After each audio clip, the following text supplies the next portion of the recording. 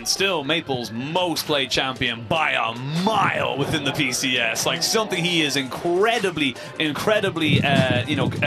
prolific on. And even as you pointed out to me right now, a 91.7% win rate over with 12 games. I mean, this guy is comfortable, to say the least. Yeah, very, very strong pick. And again, gives him a lot of control over the mid lane, sets you up well with a pushing lane.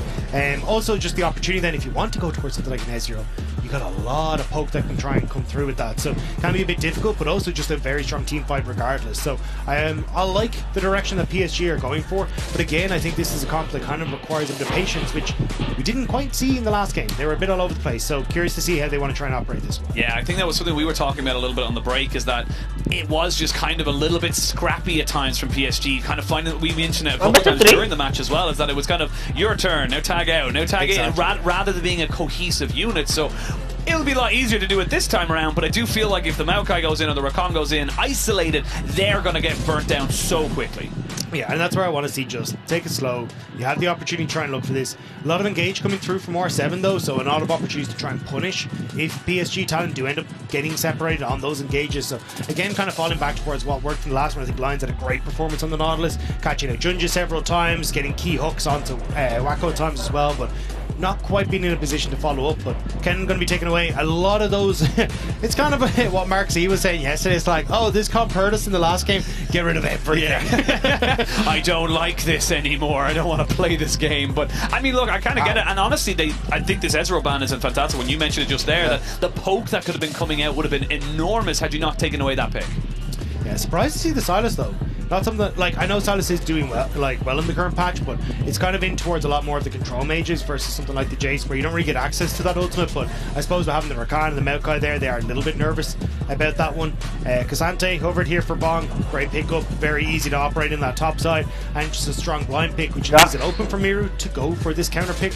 He's still more than likely going to tend back towards something like maybe the Ari that we saw already, something like the Azir. Both these mid laners very high on that pick, and even just having something that can have a little bit of range against the Jace is nice. Orianna is still gone through the pack, and I think she's so strong. I know, right? But not even just so strong in her own sense, but also the fact that you can just cover so much of this poke with your command protect. You have so many ways of kind of like shielding, healing, and kind of movement speed to disengage away from the Rakan. There's so many little things like that. But the Rumble locked in at the moment, kind of really looking to try and push in that top lane advantage that PSG had in game number one, keeping in with the AP theme.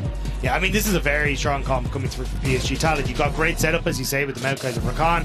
A lot of long-range poke with the Rumble and the Jace. And now, I was going to say, to go towards the Kai'Sa, you've got a good amount of poke as well coming through off that.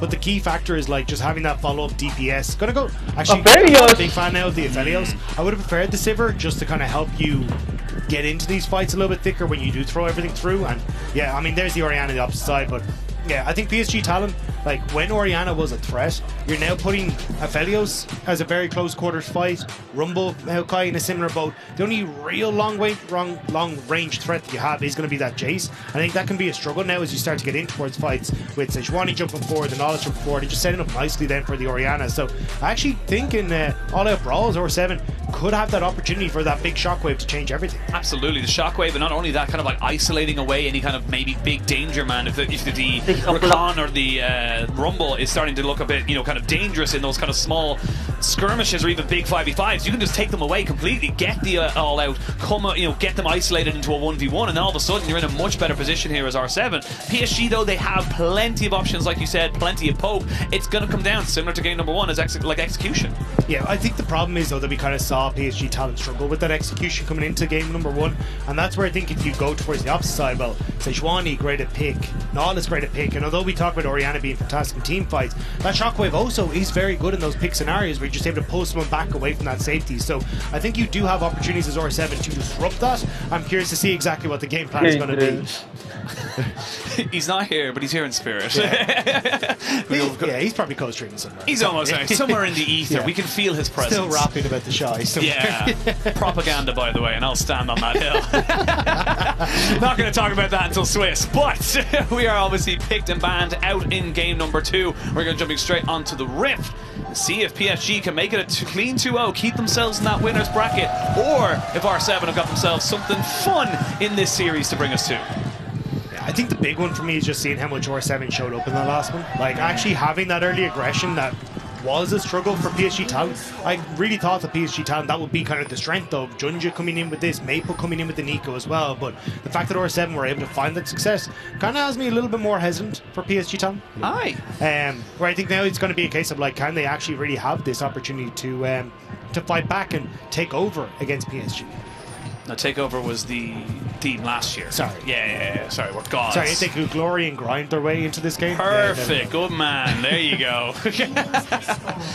Well, we'll see. The glory and the grind is truly worth it coming out from either of these sides. And this is the great thing about the new setup within play-ins as well. Like, you get not only more matches between individual matchups, you get more opportunities to kind of make your move. Again, even if R7 lose today, yes, it sucks, but you have a lower bracket. You can still push forward and make something of this play-ins. And I really do feel like we are going to come to a situation where that lower bracket could mean huge implications for a team that just kind of, maybe shows improvement but hasn't been able to do it on the first day. Yeah, and I think it's as well, like, just kind of looking to see all the different setups and the histories that we're starting to get now, because we had things like MSI where we got to see these teams kind of face off against each other. Like for PSG Talon, the opportunity to go up against Loud again. We're looking at R7 as well, wanting to go up against GAM. Like those are kind of like the mini rivalries that we're starting to get across the course of this. So I think it's going to be very interesting to see how both these teams end up going up later on against these squads as well. And while we connect the narratives, you at home can connect your League of Legends account with Prime Gaming to grab the explosive experimentation emote. Nice little heimerdinger there. I think it's hexperimentation, or is it experimentation? I thought it was hexperimentation. I mean, we're League of Legends, it has to be experimentation. This is explosive on the bot side. Nice little bit of movement here from R7. Again, we saw this in game 1 as well. Twice in a row, they've been able to get that early level 2 and really put pressure here onto Wacko and Woody. Yeah, I mean, like, usually you can kind of see if Elios have some sort of control over these lanes, but very difficult when you end up with the support matchup in the way it is. And both times now, Linz has just been in a great spot to get on towards Woody, and there's no reason that you should have to give over that. Like, okay. Oh, that minion! Oh, get down, Mr. President. Wacko needs to buy that minion a dinner after this because that saved his life. Yeah, but I was going to say, like, Wacko completely out of pots now. You're looking at both pots burnt by Woody as well. So a huge amount of this early aggression from R7 is paying off. Like, Wacko, I don't know if he can kind of push up here for the next one, because even an Ignite, a hook, anything landing might be a bit of a disaster for him. And he's running out of Severum as well, so needs to be very, very careful. And honestly, this is Sayo kind of doing to Wacko what Wacko did in that first game. Constantly putting down the feathers, constantly making you think, are you going to be okay? Do I have the drawback? Do you have the position to walk up onto this? And even then, you can see Sayo with the on the Zayas. And hook lands, the Ignite goes down. They almost get the feathers. I love the idea there from Sayo. Not quite able to land all the damage, though. That's what I was saying, right? Like, you didn't even have to use the flash there. Just missed position coming through from Wacko, and Leons is there to punish. So now Wacko has to reset. He's going to miss out on these waves. Immediately Odie coming down as well to try and cover off on this play.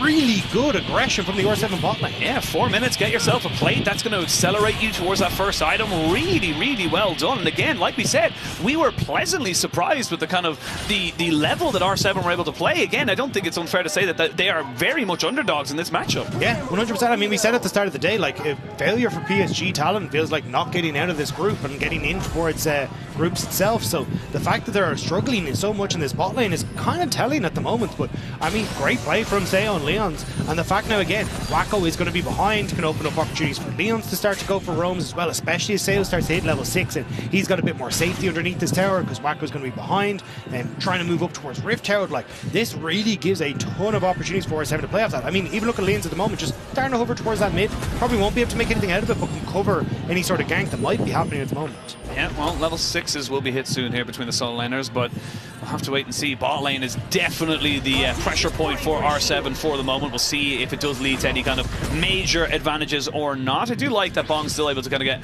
most of the CS here. He is in a losing lane. He is going to fall behind. He knows what his position in this team is, and it is to kind of isolate the Aphelios out in those team fights. But obviously, we've mentioned that the Orianna is broken. We've mentioned that they are so extremely strong. I want to tell me why. Why is it broken? Why now has it become this kind of big, massive power pick? I mean, she's just gotten a ton of buffs over several different patches.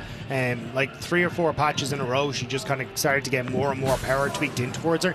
And especially when you're looking at, hey, look, we're getting these, the amount of power that she has then is just incredibly strong. You're getting nerfs towards Tristana and some of these AD mid laners as well. They're just setting up, but here. Yeah, he's going to look to wait to get the flash out of him afterwards. So there's a Wow. shot, bringing them back in. So a little bit of a switcheroo, but I think Miru is very fortunate to not be going down there. Covered myself a little bit. Shockwave does decently there. I think he would have loved if they took another tower hit or so, but still gets out with only losing his flash. Oh, get a move in this mid lane. There's the cleanse coming out. They will be able to stop Woody from getting a fully clean engage, but cleanse burned anyway because Seo still without his flash. Yeah, I mean, you're still going to be able to pick up this wave. The Seo taking a little bit of a hit though, still has that lead, will still be fine. Should be able to cover this one mostly, but you can see the move from Maple. I actually don't know if Lanes wanted that one to hit because Maple is waiting in the wings here. Just going to pick up the fruit for the moment.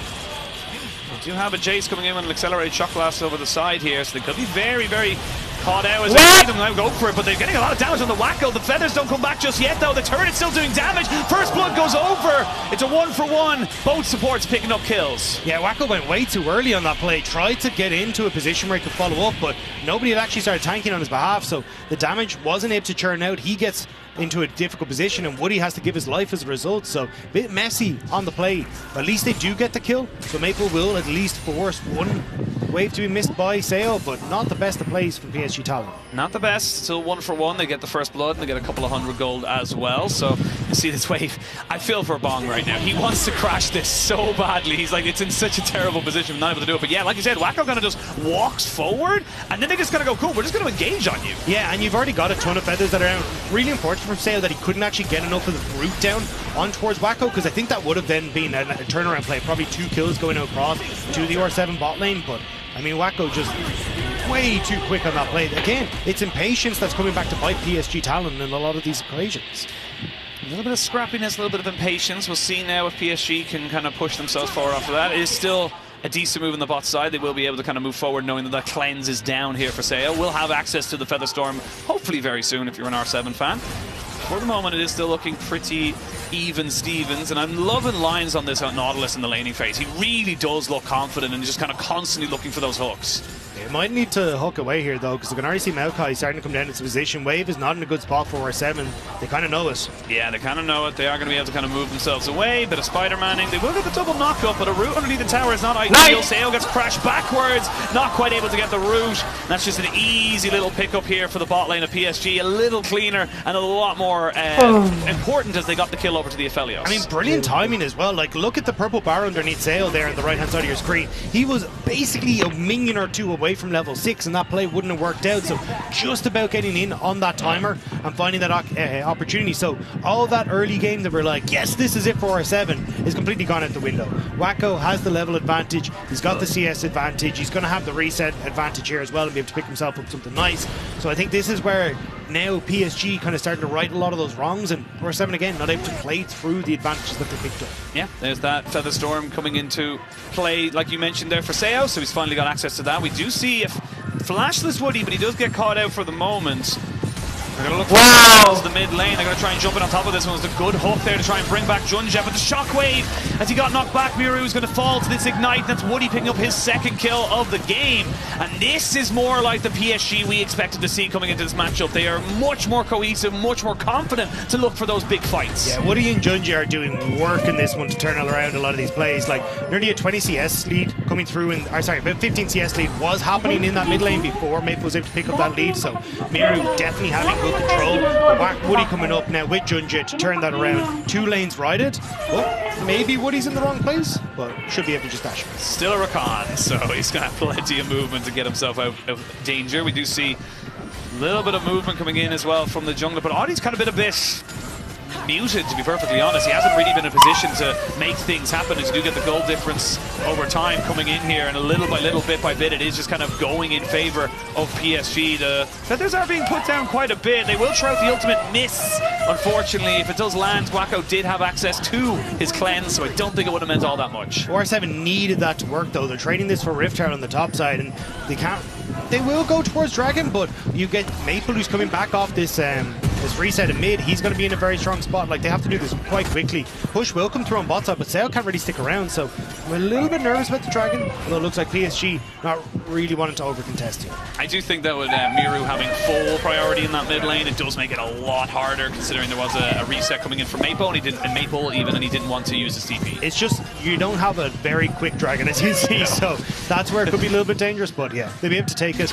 And now I'm looking at mid lane as Junja going to steal away the Raptors. Opportunity for an ult across the wall, but I think they're not sure exactly where the enemy jungler is. They're more than likely just going to back it. Yeah, very likely that the jungler could have just went straight mid after taking that Dragon of the global kind of call as such, but now turning that from top lane, or sorry, from mid lane to top lane. Now we are going to see Bong just getting rooted down. Didn't get the CC away from it. Trying to go all out. Tries to get him underneath the tower.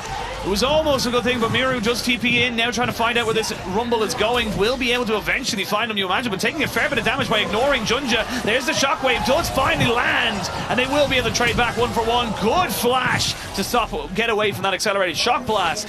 And R7, they're trying to keep this one going because I think they feel like it was kind of running away from them. Yeah, a little bit. Miru able to get one back, which was nice, but you can see Ozzy with the side steps made him work for that one. PSG though able to move back down onto the spot side, but remember, look here, like, nice play from Junja. I'm not sure when Bong used the W though, because here you could actually get away from it, but must have just used it in the trade before this, and then knock back from Ozzy, good flash away. And then Miru, Junja just has no damage, so Miru is able to just ignore the big tree, the Whopping Willow, not too worried here. And then this was a nice shockwave, pulls Ozzy out of the bush, and just gets the kill before the rest of the team is able to show up. Maple tried to predict that flash, but just not quite able to get the position. Yeah, I don't think the shock blast would have been able to kill him, but it definitely would have been a little bit more I think it would have been to go I think for it would have set up them for the flash from Maple, then the full melee combo, and that would have been a dead Miru. So luckily enough, able to get away from that. Odie though, back on this bot side, wants to try and make some play happen, but I mean, Junja's here, and I just don't think their bot lane is strong enough for it. They've cleared all the vision, but I mean, you've cleared the vision while also revealing that your jungler is here, so very easy with the guns you have available to you with the Infernum and the Gravitum to kind of just keep yourself safe, but also just clear the waves as they're being pushed into you. So not exactly a great opportunity here for R7 to capitalize upon. And I mean, we have a quick look across the board now. We are starting to get first items coming in. You do have the Radiant Virtue coming out here for Junja, going towards that more tanky related build. We do sometimes see the Demonic Embrace, but this time around it is the more tankier variant, and the Dustbladed Drakkar. So Maple already in a position to be able to kind of go aggressive if he feels like he can get that kill, get that invulnerability, and kind of move away from the fight. Yeah, and it does make it difficult for Miru to try and stay in the lane at the moment, just because that Mythic Spike.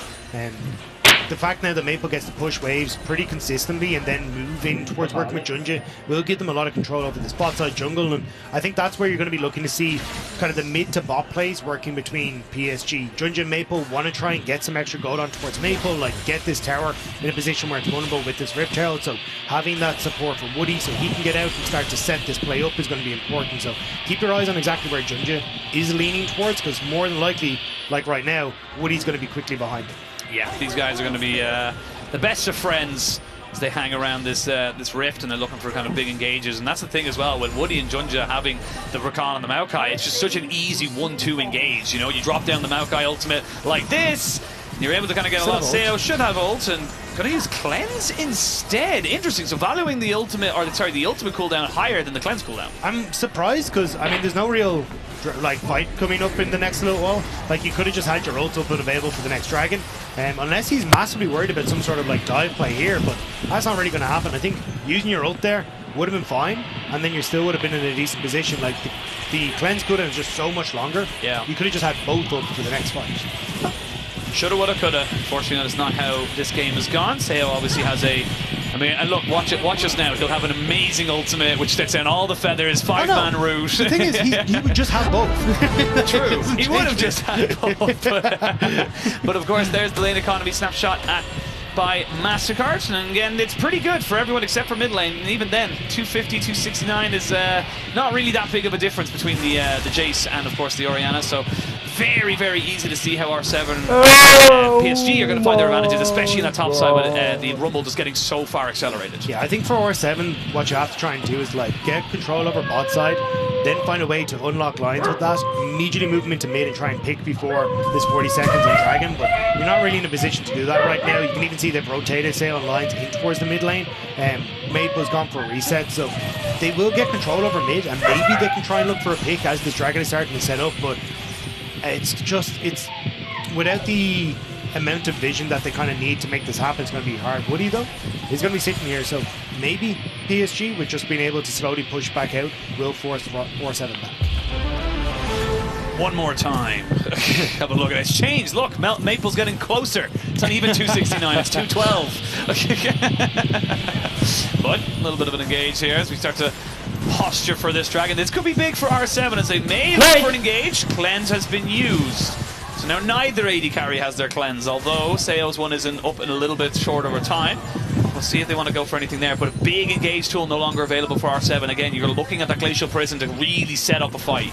Yeah, I mean, you still have lines to try and set these up, but R7, this is the problem that you have. They're trying to make the pick before Maple could get into position with Jace. They had Miru off on a quicker track towards mid lane, but now you've given that control to PSG because they know, hey, we don't have to actually look out for Audi. There's a much more telegraphed engage that'll come through.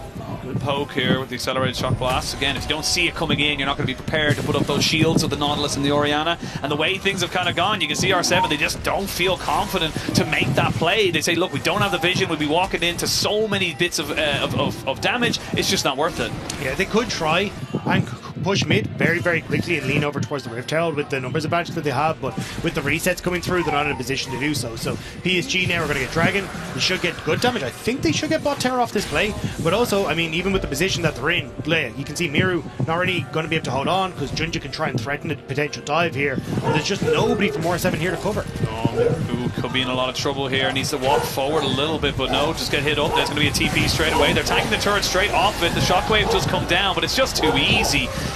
Top laners TP in, but I mean, what way can you already make this one work? You're in a 2v3, not really in a position for it. They will drop down the equalizer, the all-out, just to bring Junja underneath the tower. He has to flash away. There's going to be the ultimate put down on the Wacko, who has no cleanse. A flash forward because the minion was standing in his way. A flash away by Wacko, who finally puts down the ultimate. Moonlight Vigil just pepper down this damage, good infernal damage. But I mean, it's PSG just kind of winning. It's R7 playing reactively, and unfortunately, it's not working. Yeah, it's just the reset timers from R7 going back to bite them. They weren't on the map quick enough, so PSG go, right, we take Dragon, we move bot, we know that R7 are going to reset, so we can actually try and go for the dive, so you get the double TP coming through. That still works out in favour of PSG, and then Maple going to get some good damage onto Score's top side as well. The fact is, PSG have set themselves up right now with a 3,000 gold lead. They're going to get control over mid, they'll go towards Rift Herald, they'll extend that lead, and this is now where R7 are going to be in a ton of hurt. Brody trying to prevent that though by immediately moving top, but he's spotted. Yeah, no element of surprise to come out from this one here, and that's going to be,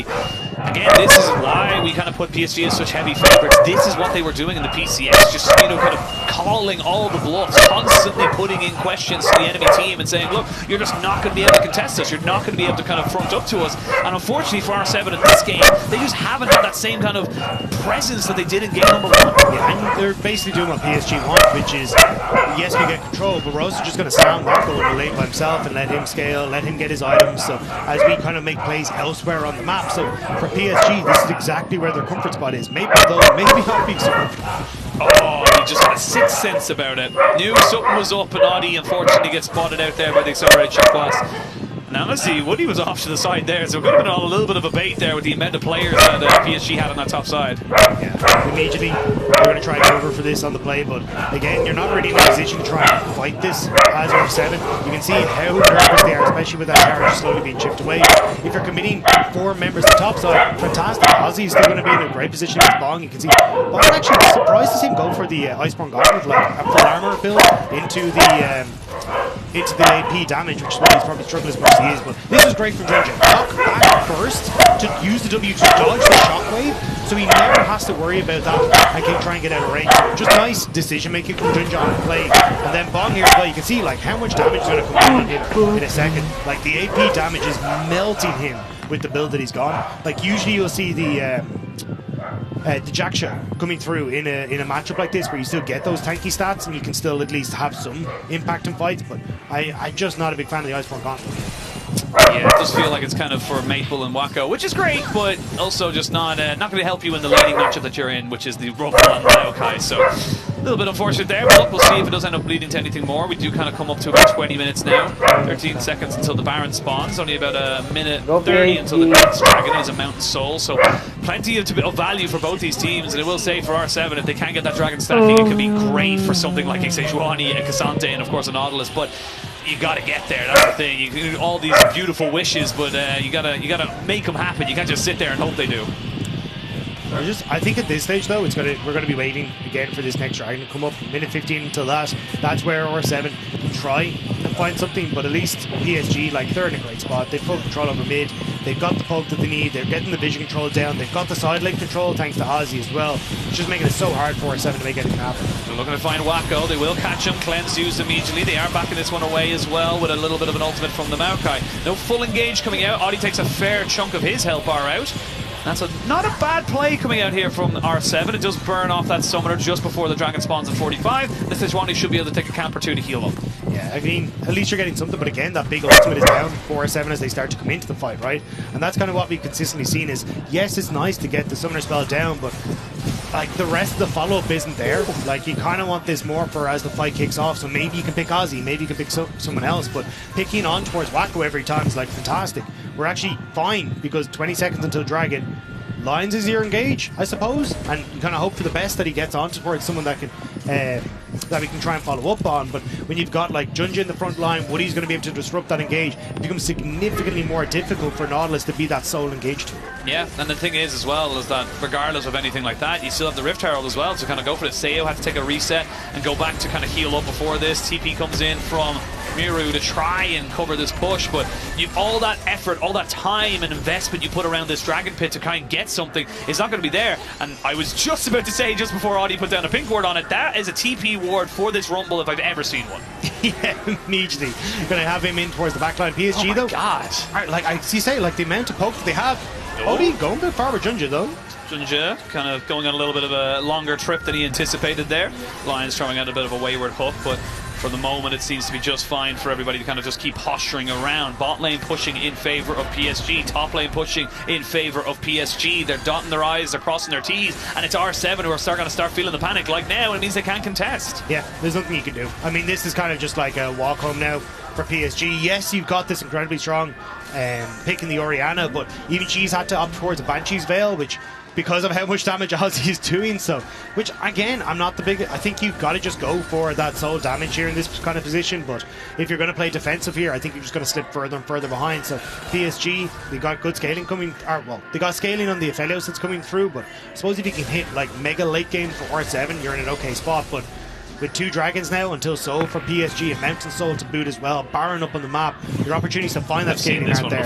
I've seen this one before on the other side of the map. I know how this movie ends, but this time Miru was also going to go for it. Shockwave comes in just to delay it, but it's the same result every time, and again Bong comes in just to find his laner already dead. Yeah, call it the Canadian, the maple tree going absolutely insane on this one with the picks that they're finding on the top side. Braz will be proud, but for R7 they're not so happy with it. No, they don't want to go visit Canada anytime soon, but I mean, yeah, look, this is just kind of slow, methodical, very telegraphed, but also PSG, they know how the R7 are moving around the map. They know exactly how they want to make this play this game, and it's becoming almost predictable how R7 are moving. And it's like everyone at R7 immediately responds to topside, and you're like, cool, we got Maple on the bot lane. So for PSG, as long as they can just walk this one out, which surely they do now, well, cool, now we've got a massive wave pushing into bots that you've got to deal with. So Maple's like, great, well now we've got numbers advantage for mid, let's rotate to mid. Sale's like, I will try and clear this out, but in a second I'm going to be completely outnumbered. But R7 are going to actually be able to move into position to try and cover this, but I think the poke in a second for Maple is going to be a tough one.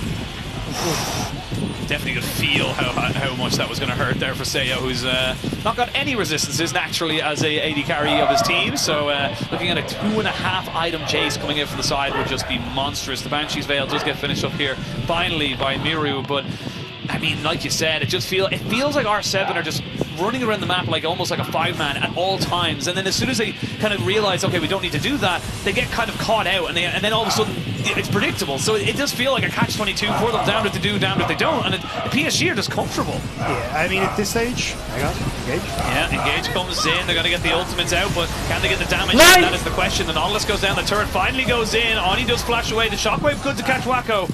But I mean, he just gets himself the Gale Force to get away from this one. And yeah, look at the health bars. Like, they did nothing comparatively, and it just feels like R7 are clutching at straws. Yeah, I mean, I don't think they can turn towards Baron though. I mean, look, Lions is down, but you're gonna have the resets coming through from R7 unless Maple can get some good damage down. But they do have to be careful as R7 come back into the map. Lions being down does suck, but yeah, it looks like they just might be able to burn it down.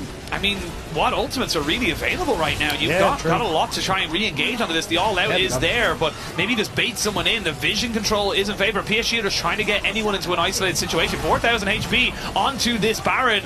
Yeah, PSG do not want the 50-50 just yet. They're going to just keep peppering down these damage, and they know they can go for Bong because he's going to have to go all out. Junja takes a hell of a lot of damage, but he's able to walk away just at the last second. Everyone's just kind of moving in. It's a little bit of a 1v1 on the top side there as Lions joins back in. And now the Rumble's very isolated, not with his team. He may have to try and get out of this by his own, but he doesn't have flash. He has nowhere to go, and he's overheated, which means he goes down. Bong picks himself up the first kill of the game. And PSG, they didn't really know what they wanted to go for there. The Baron got too low. Well, that's what the problem was. It's like, I think you had Adi that was still in a good position to actually get in towards the pit, so I was a bit worried about the 50-50, but also they just didn't have the burn damage that they needed. Although PSG are like, hang on a second, maybe we can try and sneak this. Not as confident though as they start to see the rest of R7 get into position, but I wasn't sure how much burn damage they had, and I think they overestimated themselves there to be like, hey, we can try and burst this down before R7 get in position. But you can see Bong, like, the second he steps up is in a decent spot, but Junja here, good ult, great setup, and like there's nowhere really for R7 to run to. You try and move back, you're in towards the equalizer. Trying to move forward, you're in towards the rest of the team. And I think that shockwave only hitting onto one person really sucked there, because you would have liked to have that as a big follow-up play, but it's just not quite there. And Lions, again, great setup on the Aussie. He was just that little bit too far forward. Yeah, Lions literally coming out of base being like, remember me? And it's like, oh, yes, that's right. We were 4v5. We didn't actually have all eyes on all 5 members. But still 5,000 gold lead for PSG. Yes, it's a little bit of a hiccup there with the Rumble being taken out, but it's not the biggest deal in the world. 3 items now for Maple. Sorelda's Grudge finished up, and you're building up towards a 3-item Aphelios as well. Yeah, and that's the thing, right? Like, you're kind of saying, hey, look, it feels like R7 are running around the map to try and make plays happen. It feels kind of like the end of a Cooking Mama level, where you're like, everything is on fire, we're just running around trying to manage whatever we can, and yes, the level ticked over, and they've managed to survive, but now it gets more difficult. Well, that's a Moonlight Vigil that doesn't really go anywhere. They're moving on to Junja now. They're going to have to commit more ultimates here. Shockwave sombreros onto nothing, and now they can turn and burn back on, because Seo's dead as well. You've no consistent DPS, R7. They thought they had found someone to kill off, but they end up losing almost everything in that fight, and that could just be the Baron straight up there. Yeah, it 100% is. Immediately PSG are going to clear out this mid lane, start to push over towards the objective, and there's just nothing you can do. Again, near these ultimates have just not been connecting whatsoever. No, not at all. And again, like, you're committing everything onto Junja, who we mentioned earlier has gone full tank Maokai. It's not really the priority target. Like, I just feel like they're again clutching at straws, looking for anything and everything that can possibly come out and give them some kind of an advantage as the tanks try their very darndest to kill this dragon as quick as they can. But I mean, trying to deal with a Jace is hard enough with the poke, but now with a Baron, it's going to be insufferable. Yeah, and I think, look, they were like, hey, look at Rumble bot lane, let's try and make the pick, let's 4v5 this. But Junja, terrible spot. Miru not being able to connect with the ultimate there as well, and you're just so overextended trying to make this pick happen, but you just don't have the damage. I mean, again, Banshee's Veil on the Orianna, she's not really turning out the damage that you need to. The Xayah was set behind early despite a nice start. 0-3, like, where is your actual damage coming from to make these picks happen? Yeah, I think that's the big thing, is that once Seo goes down, there is no other one else. Yes, the Orianna is very strong, but she relies so heavily on her combo. And again, PSG, rinse, repeat. There's no need to go for anything else. You just have to keep putting out that ultimate. It'll be up in about a minute's time again, and then you do it again. And again, they're all over the place. Like, look, Odie's trying to clear out mid-wave against Maple, whereas you'd kind of want him to be with the team. He's now going to get collapsed on as PSG come over. Yeah, PSG are going to look to maybe... Like, that's 1v1. Odie can't set up to this because he's only got a Radiant Virtue. He's pure HP. What's going to happen there? Like, I don't understand it. You don't really show it. They're panicking, and it feels bad, but finally they look to try and make a play. But again, onto Junja, the tank. They're throwing everything in the kitchen sink at it, but now the knock-ups into the charm. Sales already lost his Featherstorm. And can they try to burn this one? Finally, a good hook lands, but they've already got the stopwatch from Maple, so he can delay it. This is 4 versus 5. The Rumble isn't even here. The Rumble's not even looking to join. 4v5. Nice. And PSG are burning them down. Wacko goes forward, and they're all being taken out. Yes, the shockwave comes in onto one, but it's just too little too late. And this is PSG putting a marker in the play-ins. 4 versus 5. PSG Talon win the fight, and 2-0. They're going to take down R7 and deny them that opportunity at the 2-piece on the international wins. I mean, PSG were the favourites coming in. Game 1, R7 definitely showed a bit of life. Game 2, they just looked lost, floundering. PSG got themselves warmed up, got themselves back into the series, and really put down the herd. Really well done there from PSG. And they get themselves the expected result, and I expected how they got it as well. Yeah, I mean, much cleaner game coming into this, right? Being able to play around their team fights, setting up well. I will say, still question marks around the bot lane. Yes, I mean, Wacko definitely having a bit of a rough day, but still they're able to pick up the win. And again, he was very good when it came towards those later fights. And yeah, I mean, PSG just a significantly better team coming into game number 2. Yeah, absolutely. They took their training wheels off. They were a little wobbly at the start there and kind of went like, oh, maybe I'm not comfortable with this. But then it was